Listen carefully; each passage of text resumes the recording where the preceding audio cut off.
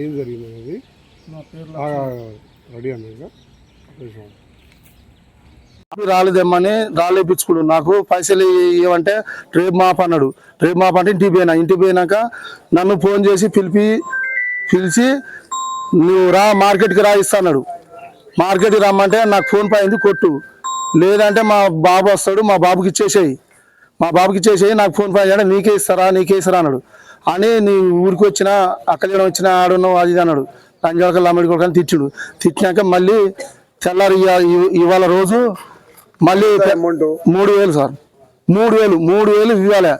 నేను వస్తున్నా శివన్ దగ్గరకు వస్తున్నా రా ఇస్తారా అని ఒక 4-7 తీసుకొచ్చిండు. పెద్ద మనిషి సమస్యలో మాట్లాడుతుండే నన్ను కొట్టి పరారైతే మళ్ళీ మా కొడుకు ఫోన్ చేసి నానా బూతులు తిడితే మా కొడుకు రికార్డింగ్ పెట్టిండు. పెద్ద మనుషులు వినిపించి నేను స్టేషన్కి వస్తుండగా నేను పెట్రోల్ బంకులో పెట్రోల్ కొట్టుకొని నేను వస్తుండగా వాళ్ళ కార్లో ఉండి డోర్లు తీసి కర్రలు అందుకొని బయట ఉండగా చూసి నేను బైక్ తీసుకొని రిటర్న్ మళ్ళీ నా సేఫ్ గురించి నేను పోతుండగా కారు అటాక్ చేసి జర ఒక 2-3 నిమిషాలు అది గుద్దేది.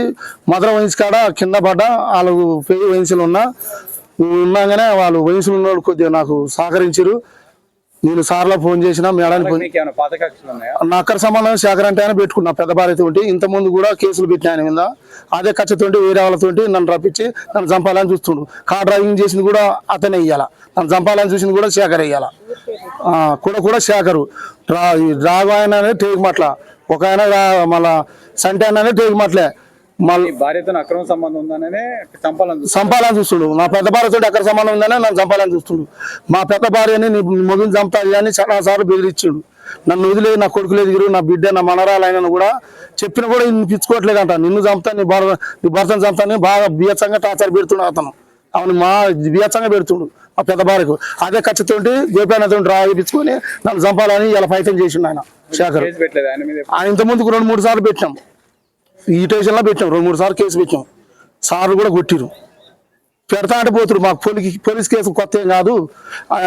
ఇంతకుముందు పెట్టినాం, ఎవరు పడితే వాళ్ళు కూడా కొడతానే ఉన్నారు. ఆయన అన్న మహేష్ అంటే అయినా శేఖర్ అంటే అయినా ఎవరు టేక్ మాటలు దొరికితే మిమిగాళ్ళు ఎక్కడ పడితే దొరికిస్తే రౌడిజం చేస్తున్నారు, బాగా వెంటబడి కొడుతురు. సుందరనాగారాలు కూడా కొడుతున్నారు. మా కేసు కొత్త ఏం కాదు. అట్లా పోయి 10 రోజులనే వస్తాం మేము బెయిల్ తీసుకొని కానీ మా ఘోరంగా చేస్తున్నారు వాళ్ళు. నాకు 2 భార్యలు, పెద్ద చిన్న